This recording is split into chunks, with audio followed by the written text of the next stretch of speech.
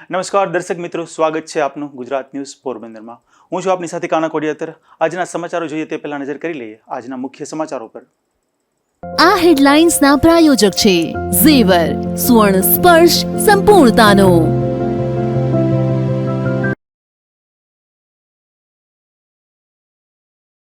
પોરબંદરમાં સ્મશાન ભૂમિની હાલત બદતર, અનેક સુવિધાનો અભાવ, લાકડાનું ગોડાઉન જર્જરિત હાલતમાં હોવાનો ડાઘુઓમાં રોષ।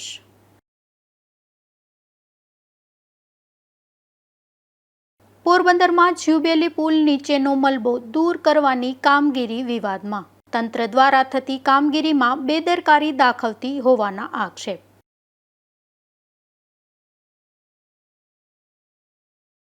પોરબંદરમાં આવાસના મકાનોમાં પોપડા પડવાની વધુ એક ઘટના। વારંવાર અકસ્માતો સર્જવા છતાં તંત્રના મૌનને લઈ લોકોમાં રોષ। પોરબંદરમાં પોક્સોના ગુનામાં ફરાર આરોપીને પોલીસે ઝડપી લીધો। રાજકોટ ખાતેથી આરોપીને ઝડપી પોલીસે કરી કાયદેસરની કાર્યવાહી। પોરબંદરની હિન્દુ સ્મશાન ભૂમિમાં લાકડા રાખવાનું ગોડાઉન અને ડાઘુઓ માટેની બેઠક વ્યવસ્થા અતિ જર્જરિત હાલતમાં છે, જેમાં વરસાદી પાણી ગોડાઉનમાં ટપકતા લાકડાનો જથ્થો પલળી જવાની ભીતિ વ્યક્ત થઈ રહી છે। ત્યારે સ્થાનિકોએ મહાનગરપાલિકા પાસે તાત્કાલિક સમારકામની માંગ કરી છે। પોરબંદરની સ્મશાન ભૂમિ ખાતે અગ્નિ સંસ્કાર માટેના લાકડા રાખવાનું ગોડાઉન છેલ્લા ઘણા સમયથી બિસ્માર હાલતમાં છે। છતમાંથી પોપડા ખરી રહ્યા છે, લોખંડના સળિયા બહાર દેખાઈ રહ્યા છે અને દિવાલોમાં અનેક જગ્યાએ તિરાડો પડી ગઈ છે। ચોમાસામાં છતમાંથી વરસાદી પાણી ટપકતા લાકડાનો જથ્થો પલળી જવાની સ્થિતિ સર્જાઈ છે। ગોડાઉનની અંદર ભેજ પણ સતત જોવા મળી રહ્યો છે। સ્મશાન ભૂમિમાં ડાઘુઓ માટે બનાવવામાં આવેલી બેઠક વ્યવસ્થાની હાલત પણ દયનીય છે। છતમાંથી પાણી ટપકે છે, પોપડા ખરી રહ્યા છે અને પંખાની પણ કોઈ વ્યવસ્થા નથી, જેના કારણે અંતિમ વિધિ માટે આવતા લોકોને ભારે હાલાકીનો સામનો કરવો પડે છે। છતમાંથી પોપડા પડતા અકસ્માતનું જોખમ પણ ઊભું થયું છે। સ્થાનિકોનું કહેવું છે કે એક તરફ મહાનગરપાલિકા શહેરના બાગ બગીચા અને અન્ય વિકાસ કાર્યો પાછળ કરોડો રૂપિયાનો ખર્ચ કરે છે, જ્યારે વર્ષોથી સ્મશાન ભૂમિ જેવી આવશ્યક સુવિધાની અવગણના કરવામાં આવી રહી છે। તેમણે તાત્કાલિક સમારકામ કરીને સુરક્ષિત અને યોગ્ય સુવિધા ઉપલબ્ધ કરવાની માંગ કરી છે। નિપુલ પોપટ સાથે અશોક થાનકી, ગુજરાત ન્યૂઝ, પોરબંદર। પોરબંદર મહાનગરપાલિકા દ્વારા લીમડા ચોક અને ફાયર બ્રિગેડ ફાટક નજીક ઊભા કરેલા નેટના મંડપના ભાડાને લઈને વિવાદ ઊભો થયો છે, ત્યારે આ મામલે મનપા કમિશનરે સ્પષ્ટતા કરી છે। પોરબંદર મહાનગરપાલિકામાં વિવિધ કામગીરીમાં ભ્રષ્ટાચારના આક્ષેપો વચ્ચે હવે નેટના મંડપના ભાડાનો મુદ્દો ચર્ચામાં આવ્યો છે। લીમડા ચોક અને ફાયર બ્રિગેડ ફાટક પર રેલવે ફાટક બંધ રહેતા વાહન ચાલકોને ગરમીથી રાહત મળે તે માટે નેટના છાંયડાની વ્યવસ્થા કરવામાં આવી હતી। આ બંને સ્થળે 15 બાય 15 કદના મંડપ માટે પ્રતિદિન ₹2400 મુજબ કુલ ₹4800નું ભાડું નક્કી કરાયું હોવાનું સામે આવ્યું છે, જેને લઈને પ્રશ્નો ઉઠ્યા છે। રેલવે ફાટક પાસેની શેડના તડકો ન લાગે એટલે ઊભા કર્યા છે। એમાં આક્ષેપ છે કે મહાનગરપાલિકા રોજનું મોટું ભાડું ચૂકવી રહી છે, 5000 જેવું। ખરેખર શું છે? ગત ઉનાળા દરમિયાન લોકો જ્યારે ક્રોસિંગ પાસે ઊભા રહેતા હોય ત્યારે એનો તડકો ન લાગે એવી સરકાર સુધી સૂચનાઓ હતી। એની સંદર્ભે પોરબંદર શહેરમાં જે રેલવે સ્ટેશન પાસે ફાટક બંધ રહેવાના સંજોગોમાં લોકો ત્યાં એકત્રિત થતા હોય છે, તેઓને તડકોની લૂ ન લાગે તે માટે કોર્પોરેશન દ્વારા આ જગ્યાએ મંડપ બાંધવાની કામગીરી કરીને શેડ બનાવવામાં આવેલા હતા। આ જે શેડ બનાવેલા છે એમાં અત્યાર સુધીમાં કોઈ ચૂકવણું કરવામાં આવ્યું નથી અને જે ચૂકવણા કરવાની બાબત છે એમાં એની જે ખરેખર શેડ બાંધવાની મટીરિયલ સાથેની કિંમત થાય અથવા એનું જે ભાડું હોય એ બેમાંથી જે રકમ ઓછી હશે તેટલી જ રકમ ચૂકવવામાં આવશે।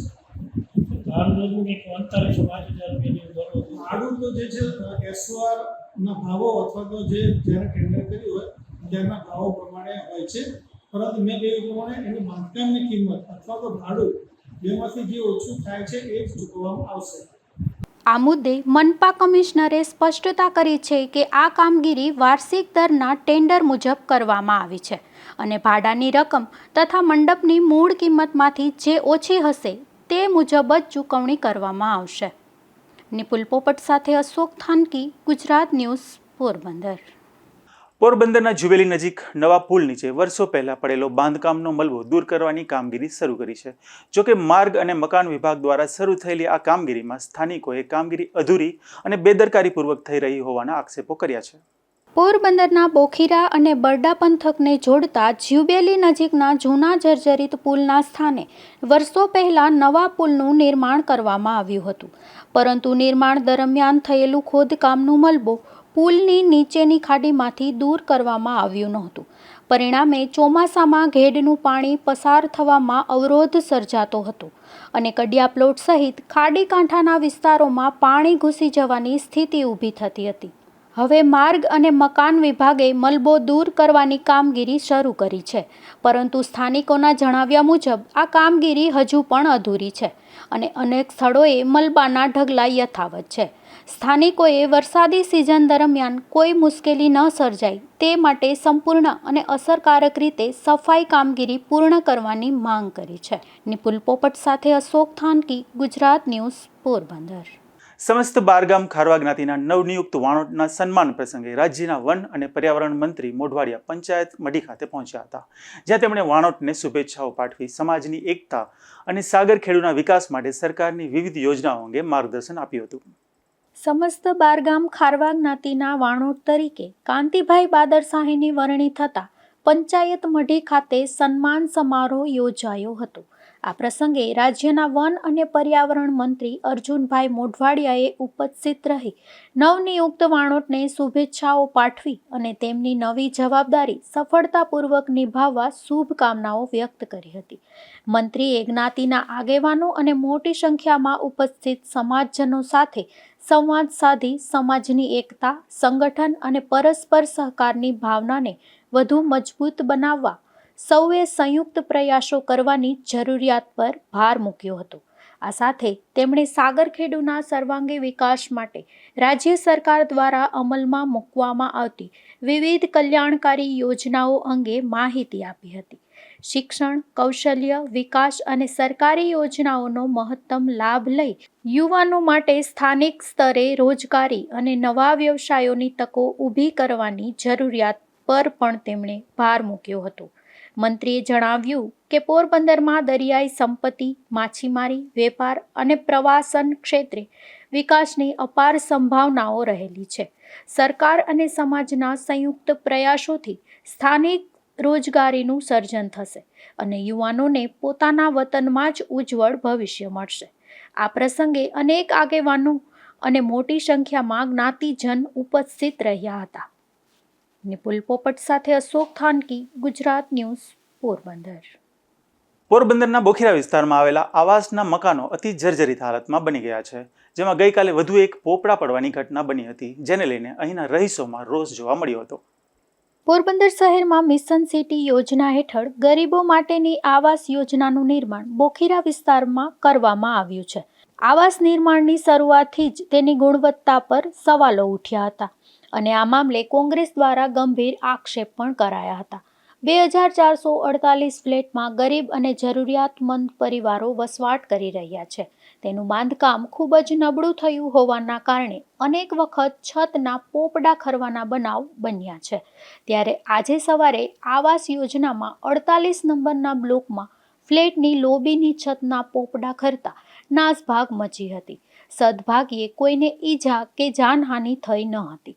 મોટા ભાગના ફ્લેટ જર્જરિત હોવાથી લોકો જીવના જોખમે વસવાટ કરી રહ્યા છે. દિવાલોમાં અને છતમાં ઠેર ઠેર તિરાડો જોવા મળે છે. અનેક સ્થળોએ પાઇપલાઇન અને પાણીના ટાંકા પણ લીકેજ છે, જેના લીધે થોડા દિવસ પૂર્વે જ એક પંખો સળગ્યો હતો. હાલ અહીં બિલ્ડિંગ નંબર 48માં પોપડા પડવાની ઘટના બની છે, જેને લઈને ભયનો માહોલ ફેલાયો હતો. ત્યારે વધુ એક વખત સ્થાનિકોએ તંત્ર સામે રોષ ઠાલવ્યો છે. અમારે 48 નંબર 11:30 વાગે અમારે છત કરી અમારું ઘર આખું તૂટી ગયું, બધા આખાય નીકળી પડ્યા. આમાં અમારે બિલ્ડિંગે પહેલાં રદ કરવામાં આવી છે 4, પણ અત્યારે કોઈ જવાબ દેતા નથી. ત્યારે અમે મરી જાઉં ત્યારે આવશે બધા. ને અમારે સીડીની એલ્ડિંગ નથી તો એમાં એમને પડવા ઠીક લાગે. કે સીડીના પૂરા પડે એમ છે નીચે? સીડીના પોપડા પડે છે, બધું પડે છે, પણ કોઈ જવાબ આપતું નથી અમને. સવારે 11:30 અમે ચાલતા હોય 40માં તો અમારી માથે પડત, આ તો બચી ગયા, અમે જરાક ઉપર આંકી ગયા. અને કોઈને હાથ પગે ભાંગે? આ તો કોઈને હાથ પગ ભાંગ્યા નથી, નકર આટલો માથે પોપડો આવે તો માણસ ક્યાં જાય? માણસ મરી જાય પછી નગરપાલિકા આવે આમ એમ કહે છે કે અમે સમી કરાવી દેવું, આ કરાવી દેવું, પણ કોઈ આવતું જ નથી અમારા અહીંયા. ત્યારે પાણીની તકલીફ છે અમને અત્યારે. આપે તો ઓછું પાણી દે અહીંયા ટાંકા છલકાવે ને ઉપર પાણી ભરાય ને ઉપર અમારે ચોમાસાનું પાણી પણ નહીં ભરાય. એની હિસાબે આ કપડા કાંઈક કરી ગયા છે.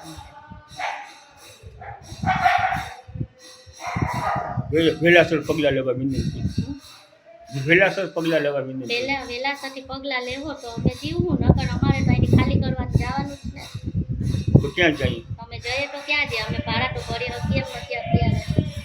એટલે મહેરબાની કરીને તમે જોઈ જાઓ વહેલેસરથી ને કંઈક બિલ્ડિંગનું રિપેરિંગ કરાવો. ઉપર સરકારને કહેવો તમે.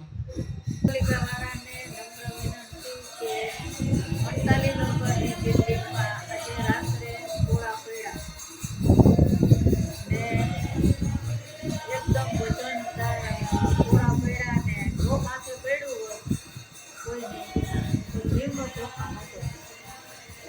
એટલે છે ને નગરપાલિકાવાળાને નમ્ર વિનંતી કે તાત્કાલિક હવે આનું નિવારણ કરો. માંથી ગોળા પડે, ઉપર પાણી ભરાય એટલે તો આ સર્જરી થઈ પડવાનું છે. જય ભારત સાથે જણાવવાનું કે આ બિલ્ડિંગ જીતી સમયની અંદર એન્જિનિયરોએ, નગરપાલિકાના એન્જિનિયરો, સરકારશ્રીના એન્જિનિયરોએ આશા કરેલી છે. આ બિલ્ડિંગની અંદર અવારનવાર ચોથી ફેરે આ ગોળા પડે છે અને આ બિલ્ડિંગો આ વિડીયો ઉતારીને મોકલીએ છીએ. જેથી કરીને નમ્ર વિનંતી કે તમે જે કાંઈ પણ હોય આની કામગીરી વહેલાસર તમે ચાલુ કરાવો. સીડીના પોપડા પડે છે, સીડીમાંથી બધા પોપડાઓ પડે છે. આ બિલ્ડિંગ છે 48 નંબરની બિલ્ડિંગ છે આવાસની. નમ્ર વિનંતી કે આની અંદર તમે કાંઈ પણ કામગીરી કરો. બાકી બીજા બધાના આની અંદર હાથ પગ અથવા જીવ હાથ પગ અને ફૂટવાનો ભય છે અને કોઈ માથે પડે તો માણસ મરી પણ જાય. એ પણ આની અંદર બધું ભેગું છે. એટલે જેથી કરીને નમ્ર વિનંતી કે તમે આની અંદર કાંઈક પણ કામગીરી કરો અને આ બધાને એકઠું કરો. ઉપર પાણી ભરાવાના કારણે આ બધા ગોળા પડે છે. અહીં વારંવાર અકસ્માત સર્જવા છતાં મહાનગરપાલિકા તંત્ર દ્વારા કોઈ કાર્યવાહી થતી નથી. આથી સ્થાનિકોએ એવો સવાલ કર્યો છે કે કોઈનું મોત થશે કે મોટો અકસ્માત થશે ત્યારબાદ જ મહાનગરપાલિકાની ઊંઘ ઉડશે કે કેમ? મનપા તંત્રએ આળસ તજી વહેલી તકે સર્વે હાથ ધરી સમારકામ કરવું જોઈએ તેવી માંગ ઉઠી છે. નિપુલ પોપટ સાથે અશોક થાનકી, ગુજરાત ન્યૂઝ, પોરબંદર. પોરબંદરના દરિયા મહેલને ફરી જીવંત કરવાની કામગીરી ધમધમી રહી છે.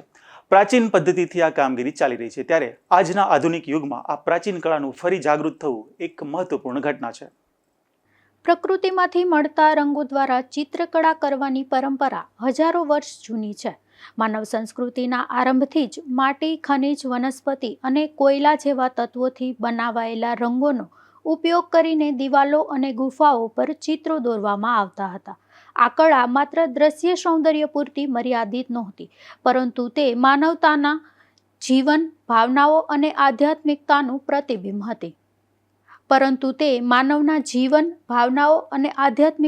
પ્રતિબિંબ હતી. આજના આધુનિક યુગમાં જ્યાં કૃત્રિમતા વધી રહી છે, ત્યાં આ પ્રાચીન કળાનો પુનર્જાગરણ એક મહત્વપૂર્ણ ઘટના છે અને તેનો જીવન દાખલો પોરબંદરમાં જોવા મળે છે. મહેલનું બાંધકામ ઈસવીસન 1891માં શરૂ કરવામાં આવ્યું હતું અને ઈસવીસન 1903માં ₹1,18,700ના ખર્ચે તે પૂર્ણ થયું હતું. આ ભવ્ય મહેલ રાજવી શૈલી, કલાત્મકતા અને સ્થાપત્યની સમૃદ્ધિનું અનોખું પ્રતીક છે.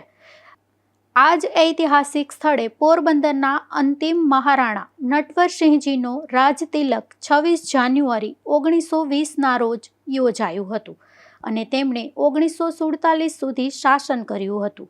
ભારતની સ્વતંત્રતા મળ્યા બાદ ઈસવીસન 1955માં સરકારે મહારાણા પાસે માત્ર 2 રૂમોની માંગણી કરી હતી, પરંતુ મહારાણાની ઉદારતા અને શિક્ષણ પ્રેમ અદ્વિતીય હતા. તેમણે પોતાનું આખું દરિયા મહેલ, આશરે 100 એકર જમીન, ફર્નિચર અને તમામ સુવિધાઓ સાથે શિક્ષણ માટે દાનમાં આપી દીધું હતું. દાન આપતી વખતે તેમણે ભાવુક શબ્દોમાં કહ્યું હતું, જેમ મારી માએ આ મહેલ સાચવ્યો છે તેમ તમે તેને સાચવજો, અને જેમ મારી માએ મારો ઉછેર કર્યો છે તેમ આ સંસ્થાનો ઉછેર કરજો. આ શબ્દો આજે પણ આ સંસ્થાના દરેક ખૂણામાં ગુંજતા લાગે છે. આજના સમયમાં આ મહેલ RGT Shri Ramba graduate teachers college તરીકે કાર્યરત છે. આ સંસ્થાના વિકાસ માટે ગવર્મેન્ટ ઓફ ગુજરાત દ્વારા મહત્વપૂર્ણ અનુદાન આપવામાં આવ્યું છે, જે GCERT ગાંધીનગર મારફતે SSA હેઠળ ફાળવવામાં આવે છે. ઈસવીસન 2020માં ફેઝ 1 માટે ₹7.32 કરોડ અને ઈસવીસન 2024માં ફેઝ 2 માટે ₹17.82 કરોડની મંજૂરી આપવામાં આવી છે. આ વિકાસ કાર્યમાં પોરબંદરના લોકોની લાગણીઓ, સહયોગ અને સંસ્થાઓની પ્રતિબદ્ધતા મળી એક સંકલિત પ્રયત્ન બની રહ્યા છે. 123 વર્ષ જૂનો દરબાર હોલ આ સમગ્ર પ્રોજેક્ટનું હૃદય છે. અહીંના ભિત્તિચિત્રો આજે ફરી જીવંત બની રહ્યા છે. આ કામ પ્રાકૃતિક રંગો સંપૂર્ણપણે હસ્તકલા દ્વારા તૈયાર થાય છે અને દરેક તબક્કે તેનું સૂક્ષ્મ નિરીક્ષણ કરવામાં આવે છે. આ કાર્ય માત્ર ટેકનિકલ નથી, આ એક પૂજા સમાન અભિગમ છે. દરબાર હોલના દિવાલ ચિત્રો સિવાય પણ અહીં એક વિશેષ કાર્ય ચાલી રહ્યું છે. વર્ષ 1904માં બનાવાયેલા કેનવાસ ચિત્રોનું વૈજ્ઞાનિક રીતે પુનઃસ્થાપન કરવામાં આવી રહ્યું છે. આ માટે એક અત્યાધુનિક લેબોરેટરીમાં સૂક્ષ્મ અને ટેકનિકલ પ્રક્રિયા દ્વારા કામ કરવામાં આવે છે. ચિત્રોના મૂળ રંગ, ટેક્સચર અને રચનાને જાળવી રાખવા માટે આંતરરાષ્ટ્રીય ધોરણો અનુસરવામાં આવે છે. સાથે સાથે કાચ પર બનાવાયેલા ચિત્રોનું પણ સંરક્ષણ કરવામાં આવી રહ્યું છે. મહેલમાં આવેલા સ્ટેઇન્ડ ગ્લાસ ચિત્રો જે પ્રખ્યાત ચિત્રકાર રાજા કવિવર્માની શૈલીથી પ્રેરિત છે, તેનું પણ સંપૂર્ણ સમારકામ કરવામાં આવી રહ્યું છે. આ તમામ કામોમાં સંરક્ષણના નિયમોનું કડક પાલન કરવામાં આવે છે, જેથી મૂળ કળાની અસલિયત જળવાઈ રહે. દરબાર હોલનું 123 વર્ષ જૂનું ઝુમર હવે ફરી તેના મૂળ સ્વરૂપમાં લાવવામાં આવી રહ્યું છે. આ કાર્ય માટે લખનૌના નિષ્ણાંત ચાંદ મોહમ્મદ કાર્યરત છે. તેમણે પોતાના જીવનમાં અનેક ઐતિહાસિક ઝુમરનું સમારકામ કર્યું છે, જે તેમની કુશળતા અને અનુભવોનું પ્રતિબિંબ છે. જો આ સંસ્થાને હજુ વધુ વિકસાવવામાં આવે અને તેને યોગ્ય દિશામાં આગળ વધારવામાં આવે તો દરિયા મહેલ માત્ર ગુજરાત પૂરતું મર્યાદિત નહીં રહે. તેમાં એવી ક્ષમતા છે કે તે સમગ્ર ભારત માટે અને કદાચ વિશ્વ સ્તરે પણ એક શ્રેષ્ઠ શૈક્ષણિક અને સંશોધન કેન્દ્ર તરીકે ઉભરી શકે. આ મહેલમાં અનેક વિભૂતિઓએ અભ્યાસ કર્યો છે અને પોતાના જીવનમાં મહત્વપૂર્ણ યોગદાન આપ્યું છે. આ ઇતિહાસ દર્શાવે છે આ સંસ્થા માત્ર ભૂતકાળનો વારસો નથી, પરંતુ ભવિષ્ય માટેની અસીમ સંભાવનાઓ ધરાવે છે.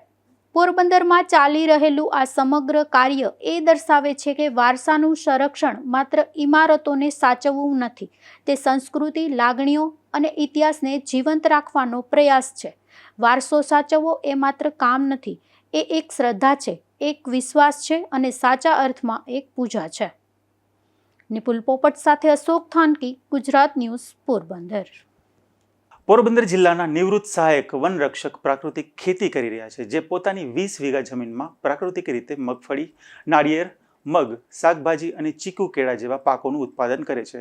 ત્યારે તેમણે પ્રાકૃતિક ખેતી વિશે વિગતવાર માહિતી આપી હતી. મારું નામ ગિરીશ ગોઢાણીયા અને હું રિટાયર્ડ ફોરેસ્ટ ઓફિસર છું. 2018માં રિટાયર્ડ થયો. એ પહેલાં મેં પ્રાકૃતિક ખેતી અને ગાયો રાખવાની તૈયારી કરી અને 2017માં મેં ગાયો 2 રાખી અને પ્રાકૃતિક ખેતી જે ભાગીદાર હતો કે હું આ દવાઓ ન છાંટવી તો હું ભાગ નહીં રાખું, એટલે મેં જાતે ખેતી ચાલુ કરી મજૂરોથી પ્રાકૃતિક ખેતી, અને ત્યારથી અત્યાર સુધી હું પ્રાકૃતિક ખેતી કરું છું. કારણ કે પ્રાકૃતિક ખેતી ખૂબ જ જરૂરી છે. જે પેસ્ટિસાઇડ્સ ને વિડીસાઇડ્સ ને એટલી બધી દવાઓ જમીનમાં ખેતરોમાં છટાય છે, એને કારણે માણસ જાતને અને તમામ જીવોને, માછલીઓથી માંડીને પક્ષીઓથી માંડીને, અમે જે વન વિભાગમાં અમે જ્યારે જુદા જુદા ક્ષેત્રોમાં કામ કરેલું છે, એમાં બર્ડ સેન્ચ્યુરીમાં પણ મેં કામ કર્યું છે, ગીરમાં પણ, વાઇલ્ડ લાઈફમાં પણ કામ કર્યું છે. આજુબાજુના જે યુરિયાથી ઘણા બધા સિંહો અને અન્ય વન્ય પ્રાણીઓ પણ મૃત્યુ પામતા જોયા છે અમે. અને જ્યારે પક્ષીઓ અમારા લેબમાં અમે જ્યારે એને એનાલિસિસ કરતા ત્યારે એમાં પણ અમે ઝેર પાયું છે, કારણ કે આ બધું પેસ્ટિસાઇડનું છે. અને એ જ્યારે વરસાદ પડે ત્યારે ખેતરોમાંથી પણ વોટર બોડીમાં જાય છે, જ્યાં માઇગ્રેટરી બર્ડ્સ ઘણા બધા પક્ષીઓ આવતા હોય છે. આ પણ મેં જોયું. અને એને કારણે ખાસ કરીને મારા ડૉક્ટર મિત્રો હતા કે જે નાના બાળકો અને સ્ત્રીઓ જેને કંઈ વ્યસન એવું ના હોય, તમાકુ કે એવું કાંઈ વ્યસન હોય, એ પણ લોકો એટલું બધું કેન્સરના દર્દીઓ આવે છે. અને એનું કહેવાનું એવું હતું કે આનું કારણ પેસ્ટિસાઇડ છે. પછી મેં એમાં ઊંડો અભ્યાસ કર્યો. ઘણા બધા એવા પંજાબના અને અજાબ ગામ છે આપણું, એના, અને એમાં મેં સ્ટડી કરી અને મેં નક્કી કર્યું કે મારે પોતાને આ ખેતી કરવી અને બીજા લોકોમાં પણ આ જાગૃતિ ફેલાવવી. એને કારણે અમે આ પ્રાકૃતિક ખેતી ચાલુ કરી. એમાં શરૂઆતમાં થોડી ઘણી તકલીફો પડી, પણ પછી અમને દાખલા તરીકે ઘઉં અથવા મગફળીનો મેં તેલ કાઢી અને એના 4,500 રૂપિયા અમે વેચ્યા હતા. તો એનાથી અમને ઘણો ફાયદો થયો. અને ઘઉં જે માર્કેટમાં 450 રૂપિયા છે, એ અમે 800 રૂપિયા અમે આ વર્ષે વેચ્યું. સરકારશ્રી અત્યારે ખૂબ સારો પ્રયત્ન કરી રહી છે. આપણા રાજ્યપાલ પણ ઘણી મહેનત લઈ રહ્યા છે. મોદીજી પણ એટલું બહુ સારું આમાં ફોકસ કરીને લોકોને અથવા તો જે કંઈ વ્યવસ્થા છે, સંસ્થાઓ છે, એને આમાં જોઈન્ટ કરી રહ્યા છે.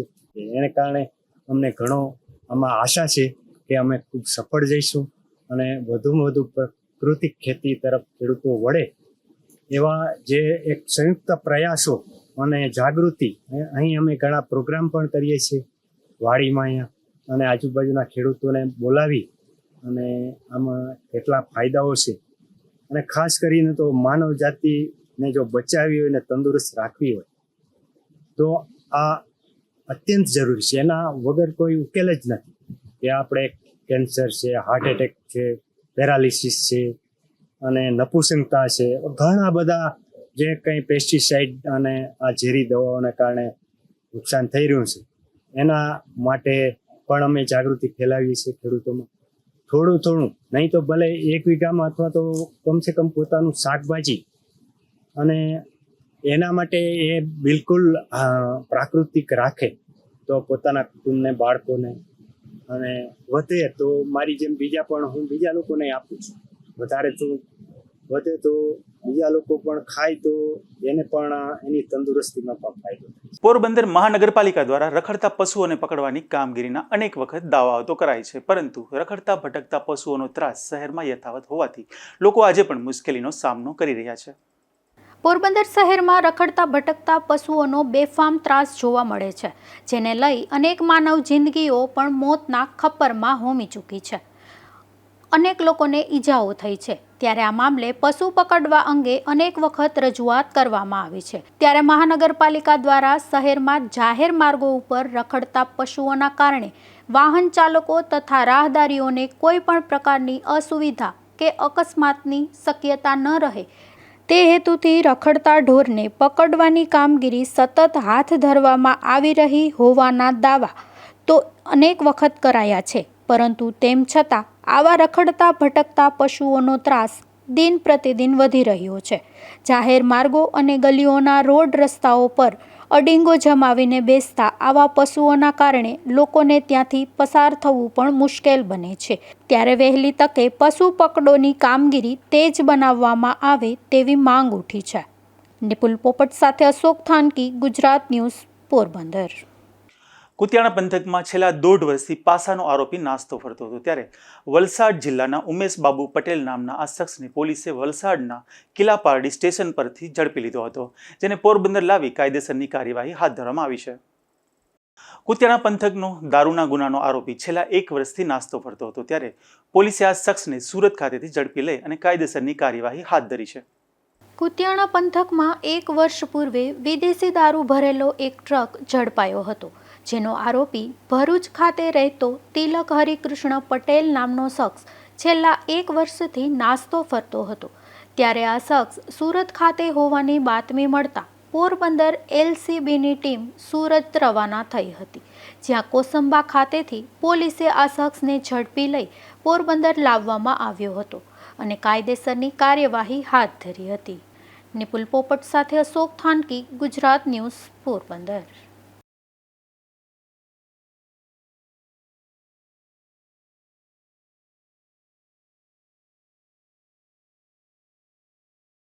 પોરબંદરના કમલાબાગ પોલીસ મથકમાં નોંધાયેલા પોસ્કો એક્ટના ગુનામાં ફરાર આરોપીને પોલીસે રાજકોટ જિલ્લામાંથી ઝડપી પાડ્યો છે, જેમાં ટેકનિકલ સર્વેલન્સ અને હ્યુમન રિસોર્સિસના આધારે પોલીસે આરોપીને દબોચી કાયદેસરની કાર્યવાહી હાથ ધરી છે. પોરબંદરના કમલાબાગ પોલીસ મથકમાં સગીરા સાથે દુષ્કર્મના આરોપસર પોક્સો એક્ટ હેઠળ ગુનો નોંધાયા બાદ મુખ્ય આરોપી કૃણાલ પ્રફુલગીરી રામદત્તી ફરાર હતો. આરોપી પોરબંદરના બોખીરા વિસ્તારના દાંડિયારાસ ચોક બસ સ્ટેન્ડ પાછળનો રહેવાસી હોવાનું પોલીસ તપાસમાં સામે આવ્યું હતું. દરમિયાન કમલાબાગ પોલીસની સર્વેલન્સ ટીમને ટેકનિકલ સર્વેલન્સ અને હ્યુમન સોર્સિસના આધારે બાતમી મળી હતી કે આરોપી હાલ રાજકોટ જિલ્લાના વસુંધરા ગામમાં છુપાયો છે. માહિતીના આધારે પોલીસની ટીમ તાત્કાલિક ત્યાં પહોંચી હતી અને ઘેરાબંધી કરીને આરોપીને ઝડપી પાડ્યો હતો. પકડાયેલા આરોપીને પોરબંદર લાવી કાયદેસરની કાર્યવાહી હાથ ધરવામાં આવી છે અને સમગ્ર મામલે વધુ પૂછપરછ ચાલી રહી છે. નિપુલ પોપટ સાથે અશોક થાનકી, ગુજરાત ન્યૂઝ, પોરબંદર. બરડા પંથકના પાલખડા ગામે જાહેર રોડ પરથી દેશી દારૂનો જથ્થો ઝડપાયો છે, જેમાં પોલીસે આ દારૂનો જથ્થો 52 આજા સામડા નામના શખ્સનો હોવાનું જાણવા મળ્યું હતું. ત્યારે પોલીસે ગુનો નોંધી આ શખ્સની શોધખોળ હાથ ધરી છે.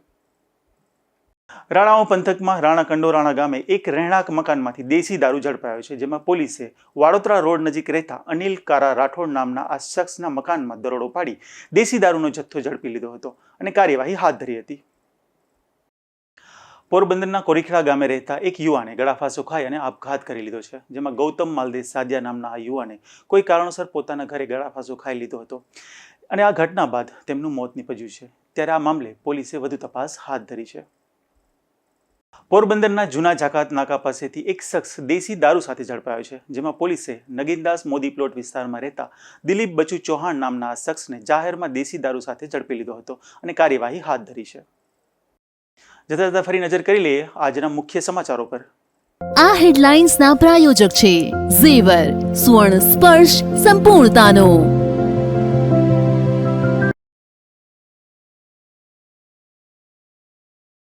પોરબંદરમાં સ્મશાન ભૂમિની હાલત બદતર, અનેક સુવિધાનો અભાવ.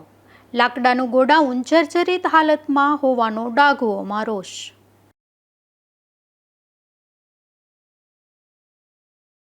પોરબંદરમાં જ્યુબેલી પુલ નીચેનો મલબો દૂર કરવાની કામગીરી વિવાદમાં. તંત્ર દ્વારા થતી કામગીરીમાં બેદરકારી દાખવતી હોવાના આક્ષેપ.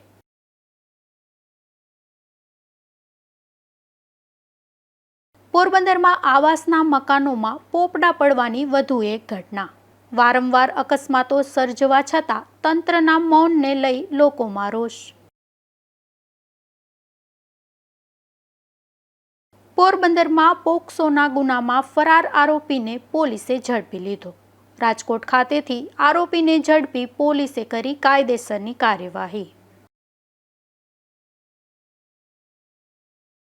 મળીશું આવતીકાલે આ જ સમયે નવા સમાચારો સાથે. ત્યાં સુધી મને રજા આપશો. નમસ્કાર.